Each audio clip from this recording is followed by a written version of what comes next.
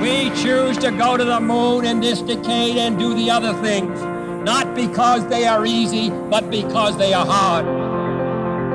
Mr. Gorbachev, tear down this wall. Tonight, we renew our resolve that America will never be a socialist country. Congress, President Obama, can you hear us now? I, for one, am bound and determined to keep this republic, and I know you are too. I will never give up. We can never give up. Patriots, stand with us and fight for freedom. Fight for our Constitution. Fight with us for the rights endowed by our Creator. Life, liberty, and the pursuit of happiness. Fight for a better future. We're going to keep fighting. We will not stop until we get to the bottom of this. The battle for America's soul rages on. A wide-open southern border, crippling national debt, the constant onslaught of wokeism and creeping socialism, and the weaponization of government agencies against the people. Keeping our republic is on the line, and it requires patriots with great passion, dedication, and eternal vigilance to preserve our freedoms. Jenny Beth Martin is the co-founder of Tea Party Patriots. She is an author, a filmmaker, and one of Time Magazine's most influential people in the world. But the title she is most proud of is mom to her boy-girl twins. She has been at the forefront, fighting to protect America's core principles for more than a decade. Welcome to the Jenny Beth Show. You've seen the headlines lately. Inflation is on the rise. Banks are being bailed out, and we face a looming debt ceiling fight in Congress. But what does this mean for you? In this episode, I'm joined by two very important guests that bring a lot of insight into how we got into this mess and what we can do to get out of it. Steve Moore is a former Trump economist, a distinguished fellow at the Heritage Foundation, and a co-founder of the Committee to Unleash Prosperity. And Bill Walton is the host of The Bill Walton Show and the former CEO of a $6 billion private equity investment firm on the New York Stock Exchange. Both of them have decades of experience dealing in finance and the economy. I think you're really going to learn a lot from this episode. Well, Steve and Bill, thank you so much for being with me today. I asked you to join the podcast so that we could talk about two very important topics. One is what we just saw happen with the Silicon Valley Bank and Signature Bank. And then also we've got a debt ceiling battle ahead of us with Congress. And I wanted to talk about that and how how the economy is affecting the banks and how the debt and the spending and the printing of money is affecting the economy. So just, small little topics. Just a small short topic. Yeah. And so you both have experience. You are a former Trump economist, and you were the CEO of a $6 billion financial fund that was on the New York Stock Exchange, correct? Private equity, venture capital, real estate.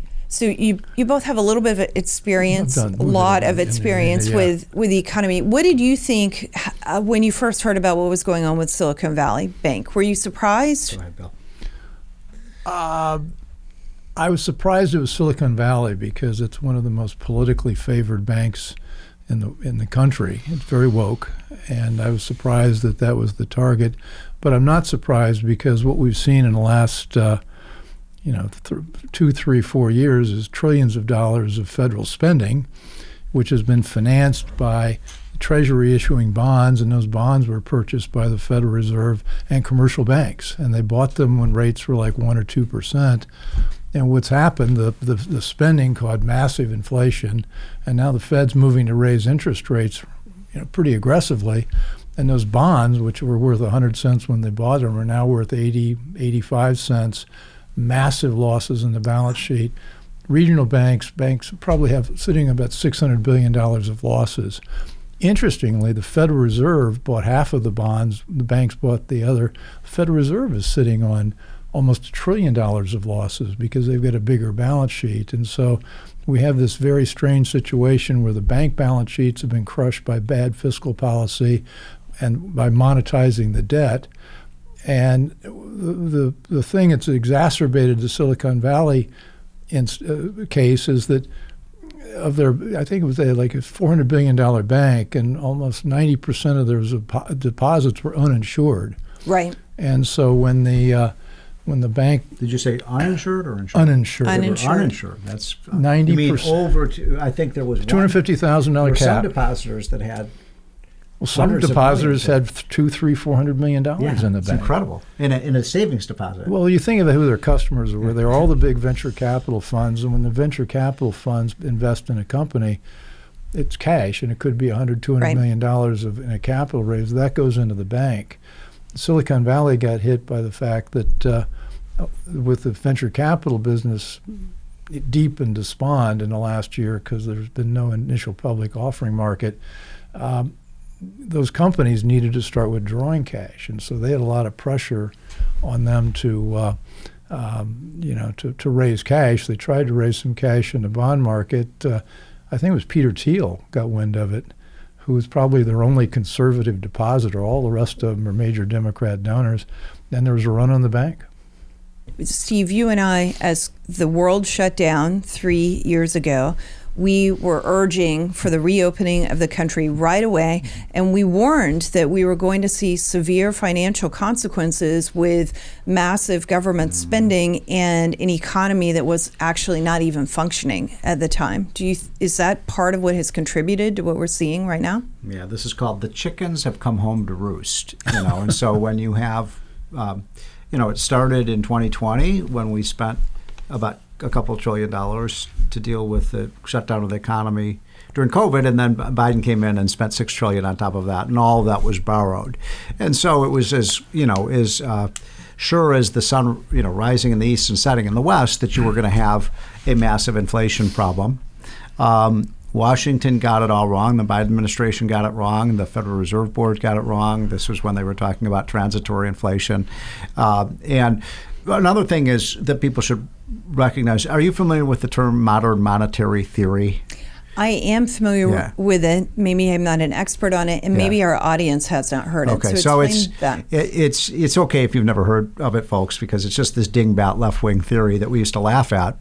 And the idea is that because the United States is the world reserve currency, we could just borrow and spend as much as we want, and then all these other countries would lend us money, and we could just borrow and spend our way to prosperity. Well, that hasn't worked very well in, let's see, Argentina, Venezuela, Mexico, Bolivia, Zimbabwe. And yet we've really tried this really crackpot idea.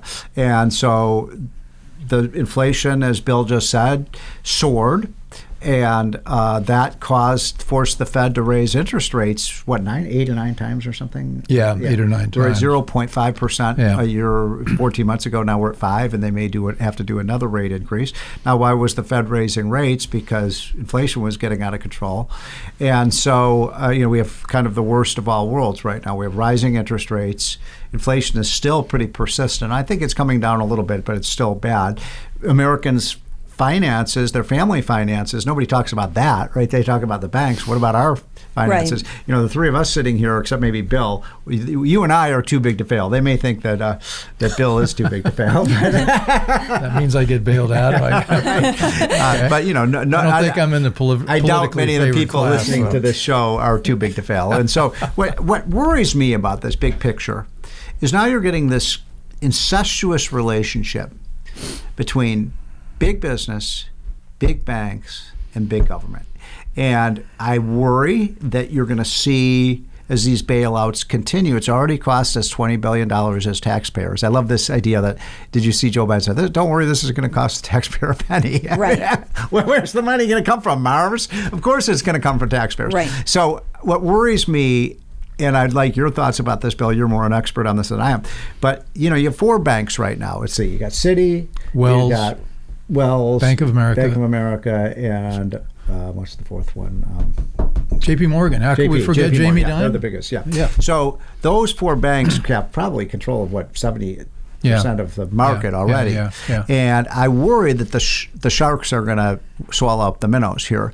And, we've all seen the wonderful movie It's a Wonderful Life with, Jimmy Stewart, and, he has this little building and loan, and, it's a neighborhood bank, and that's how America, small businesses get finances through. And I'm really worried that all those little banks are going to be like Potter, just, buying up all the banks. And that's because then they become like public utilities. They don't even become private sector entities any longer. I think that's exactly what we need to fear, because we now have about 5,000 banks in America, 4,000 or 5,000.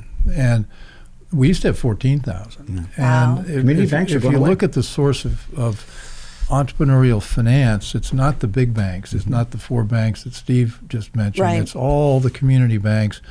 And it's like they provide almost 60-70% of the lending for small commercial real estate.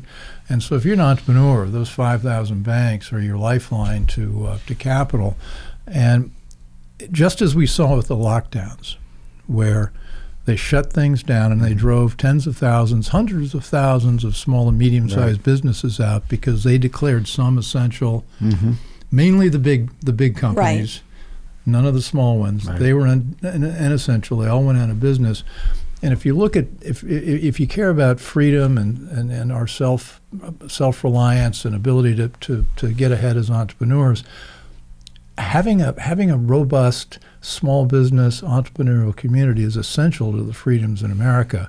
And this banking crisis, I think yes, it's a financial crisis, but I think we also have to be worried about them saying, let's not let a good crisis go to waste.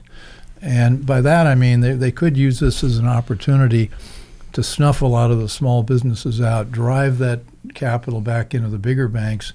And I think that's the next step to a central bank digital currency. Think about what happened with Silicon Valley Bank. So, look, I'm a pretty libertarian guy, but I do think we should have deposit insurance. That prevents runs on banks, and that was created in 1933 or something like that. And it's the idea is you can feel safe as a mom and pop investor that your money in your bank is going to be insured, and that's a good thing. And so. By the way, people listening to the show, you don't have to worry about your deposits if you have less than $250,000.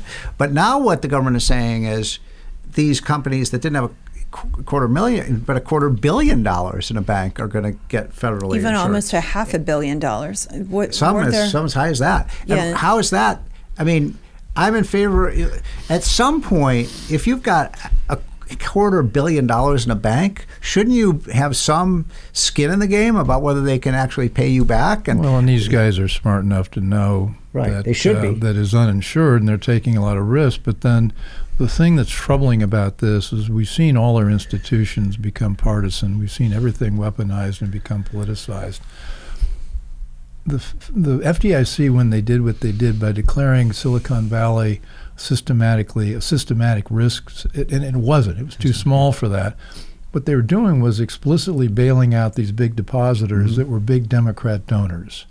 And if you look at the depositors of First Republic Bank, which is another bank in California, or Signature Bank in New York, Signature Bank finances all the taxi medallions, and it's also a big bank for Democrat donors and the Democrat Party in New York. And so what's happening is they're beginning to bail out politically favored institutions. And the concern, of course, is that if you're East Palestine Bank or if you're some bank in Dallas that's financing oil and gas, you won't be politically favored and you won't be bailed out. And so we're seeing a privileged few that are protected and all the rest of us not. Yeah, the way I put it is, they bailed out Silicon Valley Bank. Do you think they would have bailed out Shenandoah Valley Bank? I don't think so. Right. So that is a problem. I live in Shenandoah, so exactly. They weren't going to bail me out.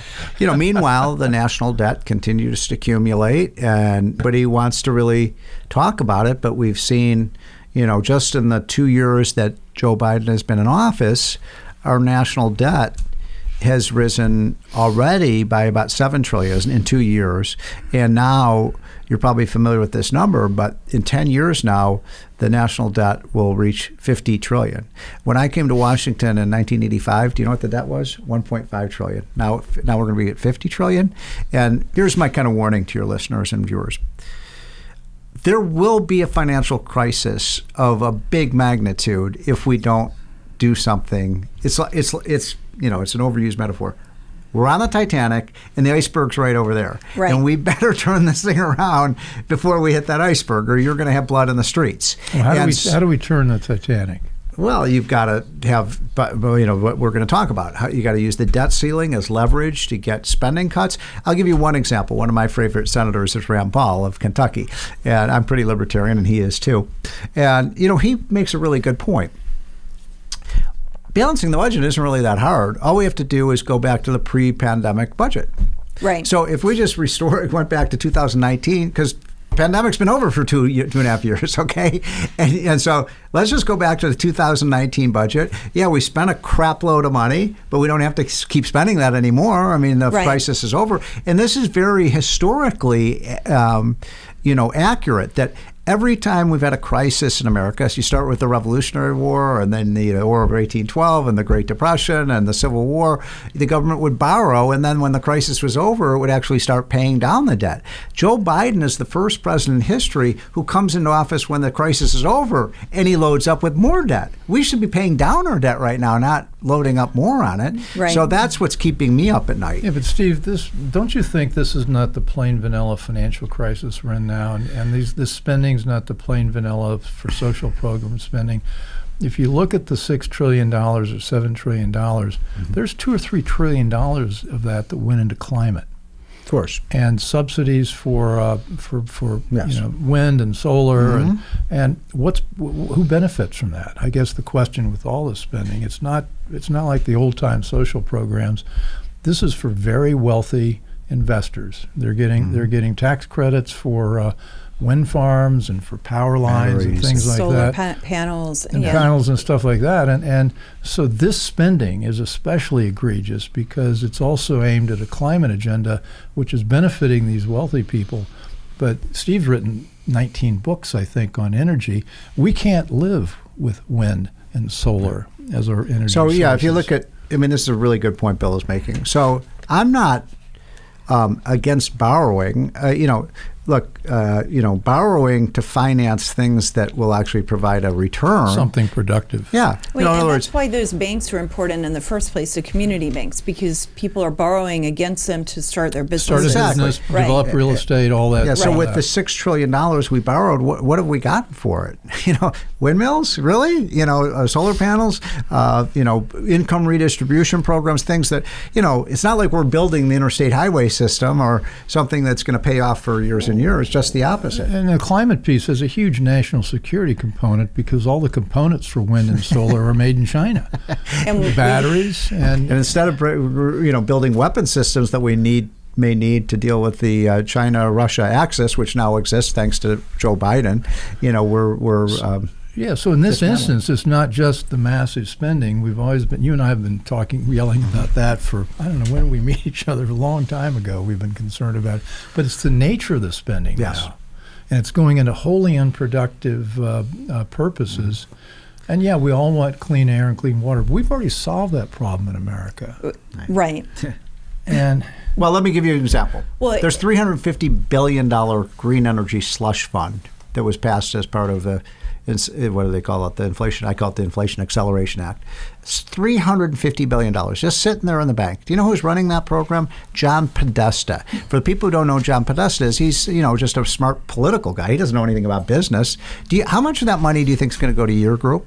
My group, your group. Well, I know where that money's going to go. Well, I can tell you right now, there would be none going to ours because we don't take government money like that. Well, even if you did, they wouldn't give it to you. So my point is, we know where it's going to go to the Sierra Club. Right. It's going to go to the National Reverse Defense Council. He doesn't know anything about energy, but he knows a lot about who the donors are. Exactly. It's going to go to all of the groups that gave. This is a cash-in, cash-out, corrupt system we've created in Washington. Well, and then the money is fungible for those non-government entities and non-government organizations, so you give them money that they wouldn't otherwise have to raise, and that means that they can. And then they make donations to the politicians, and then the politicians appropriate more money, and then it's this vicious cycle. It's a very vicious cycle, and it empowers them and strengthens the NGOs, it strengthens the politicians, and it strengthens their issue set, while our side We pay the taxes to pay We're for paying it. the taxes for it, and nobly, we're not taking it in Tea Party Patriots Action. We're not taking government money or our foundation, just to be clear. We're not taking government money in any of our entities, and they're using our tax dollars against us. So I'll give you another example, rigged. a good recent example. If you read the Wall Street Journal, you've seen this story. But basically, a lot of Republicans voted for this absurd semiconductor bill, the CHIPS bill, which is just a corporate welfare program for Samsung and Intel and so on. And so the first thing that people do with the money is say, oh, by the way, if you get that money, you have to use all union labor. Okay. Then have you built the daycare centers you need? Wait a minute, is this the CHIPS bill or the daycare center bill? I mean, and now the companies are complaining. It's like, wait a minute, this was supposed to be built semiconductors. Embedded in that are diversity, equity, and inclusion programs and critical race theory training, and then all the social agenda is also built into that money. Right. So that's the CHIPS bill for you. Right. Of course. Of course. And that's what happens when you let the government get involved in things it shouldn't be involved in the first place. And shame on those businesses who lobbied for this, because, you get in bed with the devil and you start doing really bad things. So that's what's happened here. That's exactly right. I want to go back to something and just be very specific about something that you said. First, you said inflation was increasing, and so therefore they had to raise interest rates. Explain how does raising interest rates help slow inflation? For those who don't remember Econ 101 and 102. So, by the way, it's a theory I don't subscribe to, but anyway, you can explain. But look, it was almost like government was taking $100 bills and dropping them out of helicopter windows, right? So all this money was spraying in an economy. And of course, as Milton Friedman taught us, inflation is just too many dollars chasing too few goods. And that's what we had. So the prices went up. Now, the logical solution to that would have been what? Cut government spending, right? There's way too much government spending. So they didn't want to do that. So the Fed wanted to suck that money out of the economy by raising rates. We could have an argument about whether they did the right or wrong thing there. I'm kind of agnostic about it. But the fact is that we've had this massive increase in interest rates. This is the other thing. I don't feel a lot of sympathy for these banks. I wrote a piece 3 years ago in the Wall Street Journal that said, hey, the federal government should be locking in these low interest rates. Let's issue 30 and 50-year bonds, because we have the lowest interest rates we're ever going to have. Everybody knew, you knew it, interest rates were going to go up. They couldn't stay that low, right? And so why is it that I don't get this. Why didn't the banks understand it? They were setting on all of these billions and billions of dollars of bonds that were going to lose money. Why were they so stupid? Because 14 years of not paying zero interest on deposits, they forgot to learn how to be bankers. They forgot to learn how to manage their balance sheet. Yeah. Unbelievable. Silicon Valley. But here's the thing, I'm angry about this, because then what we do is we bail out the people who make bad decisions. Let me go back to the interest rate question, though, because here's William McChesney Martin, one of the Fed chairmen, great name. I mean, I wish I had a name that fancy. He said the Fed's job is to take away the punch bowl when the party's just getting good. And so the theory is that if the Fed starts raising rates, it'll slow down the economy, and slowing down the economy will somehow cause inflation to go down. But I don't necessarily subscribe to that, because what do rates do? It basically prevents people. They borrow less money to finance manufacturing and buy inventories and stuff like that. Right now, our inflation is in services, and it's not clear that raising interest rates is going to do much to that inflation. So I'm really concerned. And instead, I'm sitting with the champion of supply side. What they ought to be doing is thinking how to increase supply, increase work on the supply side. Instead, they're trying to kill demand by raising rates and punishing us. There's this incredible punitive thing they're doing, and we're all paying the price. And then if you're Silicon Valley Bank, they bail you out. Right. That's right. So this raising rates is their old-time theory. I don't think the Fed is going to succeed in wringing inflation out just by raising rates. Steve's right. We got to cut spending. We do have massively. to cut. We have to cut that spending, and there's still. Hold on. Let's go to that. Hang on just a second. Let's go to that. But let me go back to one of the other things that you said, just so that we're just, because we're kind of glossing over big terms and big ideas, and I want to make sure if people aren't completely familiar, they understand. So when you said, and I just completely agreed, when Biden said that it wouldn't cost the taxpayers any money to bail these banks out, of course it's going to, right? I completely agree with that. But explain why, just in case people don't understand how it is actually. Well, what they're telling us is that the FDI, the Fed, the deposit insurance money is technically funded by fees that banks pay. And so banks are charged a fee based on their deposits to how much they got to pay into the fund. And so what they're trying to tell us is that all these bailouts are going to just come out of that fund. Well, that fund's $180 billion. And there's $17 trillion of bank deposits. And there's no way that fund can begin to cover that. And then if you did charge enough fees to amp that up to $1 billion, $2 billion, or whatever it was you needed, these little banks that are already suffering, they're going to get clobbered. And so the taxpayer, the little guy pays regardless of what Joe Biden says. Right.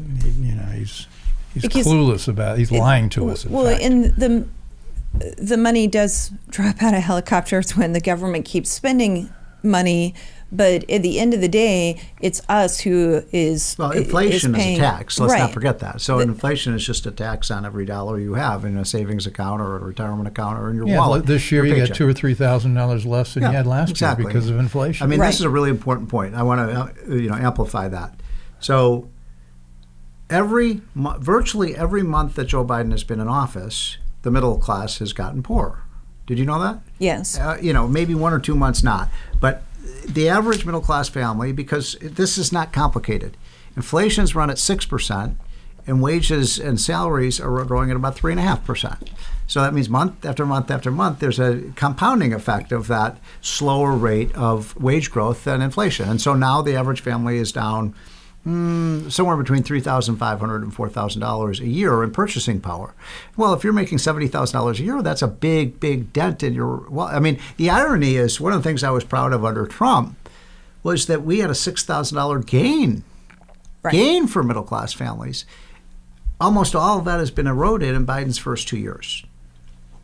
Sad. It is. It's very sad. And then. So now let's talk about what we were talking about with the debt ceiling and the money that is continuing to be spent and how that contributed to the problem. One of the things that I've heard Republicans on Capitol Hill talk about is that they want to, as part of the debt ceiling negotiations, they're talking about clawing back the unspent COVID funds. And I just sit there hearing that, and I think that is such a no-brainer, of course. I mean, why are we even arguing about it? Yeah. If it hasn't been spent yet, why are we possibly going to reward people for not working or whatever else it might be used for? Just stop that. Stop.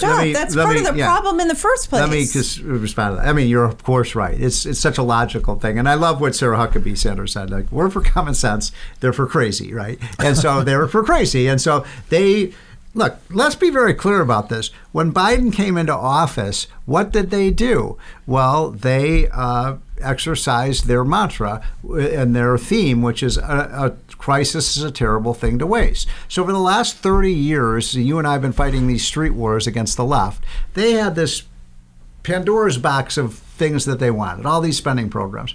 And now they had the opportunity. It's like, oh yeah, we'll do all these crazy lunatic programs and we'll say this is COVID relief.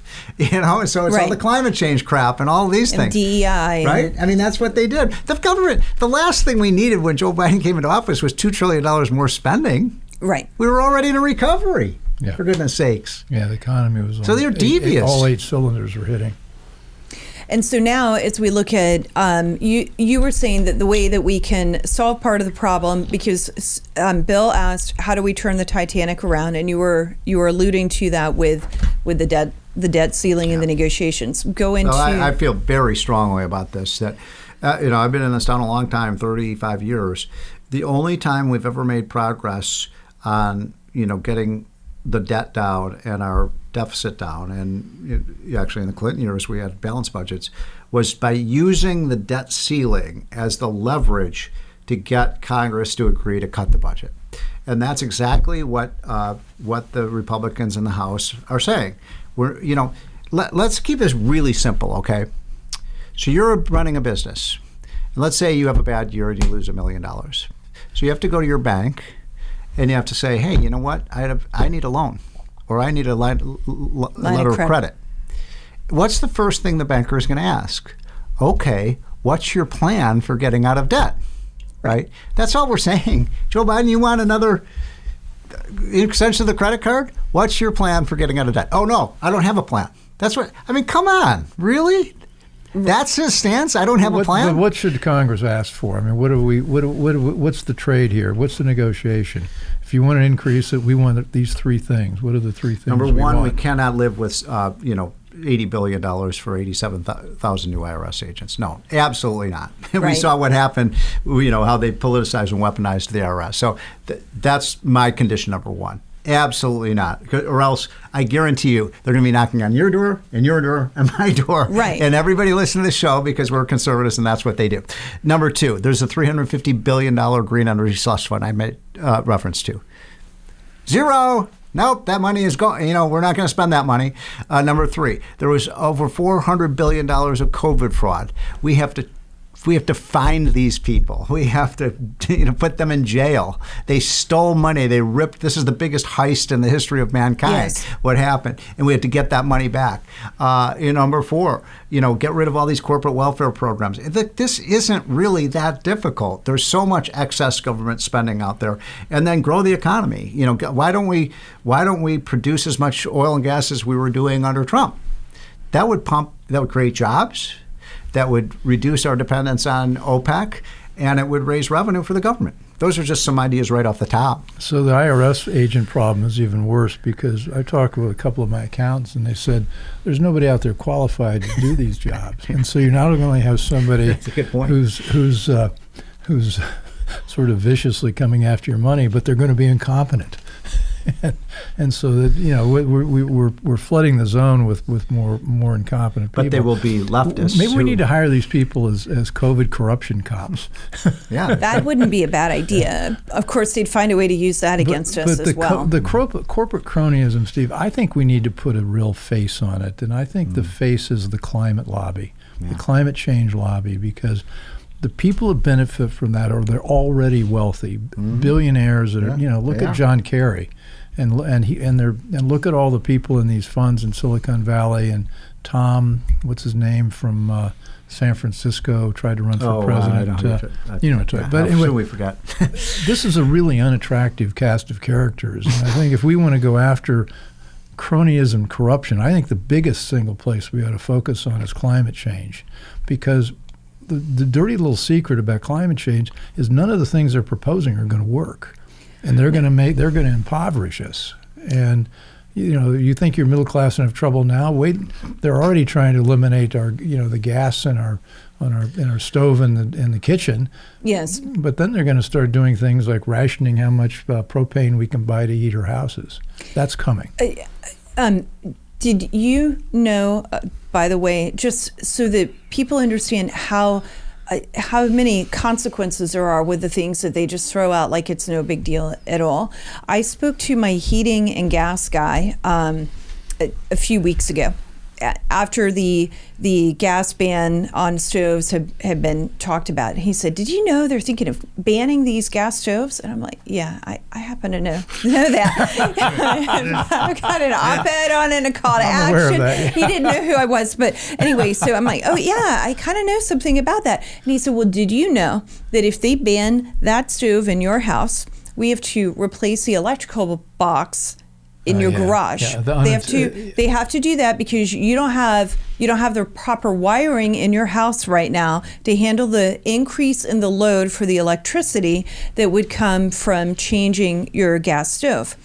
And he said in a lot of places, maybe not where I live, but especially in the Northeast in older houses, that they may very well have to change the electricity coming from the street to the house. So you have to run another wire from the street to the house. Then you have to change your breaker box and everything that goes with that. Then you have to run the electrical wires to your stove, remove the gas the gas lines, and then the cost of your stove on top of that. And I was like, wait a minute. So if you buy a stove, let's say it's $2,000, and that may not even, I haven't shopped for stoves, so that may not even be right given inflation right now. But let's say it's a $2,000 cost, and you're thinking $2,000, maybe it's $500 for installation if you're someone like me who can't do it themselves. We're talking about a $10,000, $15,000 change to my house. That's insane. But there's more. Hold on, there's more to this though, because what they're going to do is they're going to be able to then monitor how much electric power you're using, and they're going to ration it. So, we're seeing this in a lot of areas now. You can't set your temperature in your home, above, below 74 in the summer and above, 68 in the winter. And, they are going to start rationing your electric power. It's really... Isn't that the mantra from Davos, the World Economic Forum? Yes. I mean, they're not even citing You're going to learn to live with less and be happy about it. Right. You're going to own nothing. With Klaus Schwab in charge, own nothing, yeah. So the same heating and air guy started sending me all sorts of links and telling me more, because he was saying... This is like my kind of guy. He was great. Like, wow, can you do more research for me? But because he's encountered it, and he said they also have changed how you can cool your refrigerator. So the coolant in the refrigerator now is more explosive than it used to be. And the Freon that you might need to use for your air conditioning, it costs way more, because since Biden went into office, what used to be like a $2 can is now a $25 can or something like that. Okay. Can I just say one thing about this? I have to be nonpartisan here. All this craziness about energy efficiency, do you know when this started? I'm sure that it was under Bush. Yeah. Yeah. He passed the worst energy bill ever. And it was all about every appliance you buy has to be energy efficient. And now, of course, it's times 3 under Biden. But, the Bush people were... Well, we all supported Bush, and now we wonder why. Yeah, well, that was just, look, Bush did some good things, but that was ridiculous. I think that Bush caused the Tea Party movement because we had the bank bailouts and TARP under him, and then stimulus was just a continuation of those other bad problems. And we got rid of incandescent light bulbs under a Republican. Was that under Bush? Yeah. Well, I don't know if it went into effect under Biden or not, but it was a Republican senator. Well, that is real cronyism, because GE, Philips, and Ericsson couldn't make any money on incandescent bulbs, and so they put their arms around the climate lobby and said we need, the energy lobby, and said this is what we need, because they couldn't make any profits. And now they can make profits on these newer bulbs that everybody hates. Well, and I reached out to someone in Washington, D.C., either about the refrigerator or about something else from my heating and air guy. And I just was like, it's an expert who we happen to know, Myron Ebel. And I said, how in the world did this happen? How did it pass? And he sent me some information, and basically it was a crony deal. Like Republicans were signing on to some really crazy bad bill because a corporation, I think in Louisiana, thought it would benefit them, I guess because they could go replace all of our equipment in our house. It's just craziness. One thing that, just a practical tip to your listeners, everybody should have a generator. You're not going to be able to depend on the electric grid system any longer. Do you have one? Yeah. I mean, it's just a matter of your health and safety. You bet I've got a generator. Because we're going to see brownouts and blackouts planned and, through just incompetence. And you lose your electric power, you're putting your, as I said, your health and safety at risk. So I would urge people, don't think, these people are nuts and they don't want you using electric power. And it may be, sometime soon, the only way you're going to get it is from your own, private generator. My conversation with Steve and Bill covered so many topics that we're splitting it up into 2 episodes. On the next episode of the Jenny Beth Show, we continue with topics like central bank digital currency, how diversity, equity, and inclusion are harming capitalism, and the struggle of small businesses to grow in today's economy. Be sure to check us out on the next episode of The Jenny Beth Show. The Jenny Beth Show is hosted by Jenny Beth Martin, produced by Kevin Mooneyhan, and directed by Luke Livingston. The Jenny Beth Show is a production of Tea Party Patriots Action. For more information, visit teapartypatriots.org. If you enjoyed this episode and want to stop freedom thieves from turning our country into a communist nightmare, be sure to click the thumbs up and subscribe to the channel. And while you're at it, click the notifications bell to get an alert every time we post a new episode.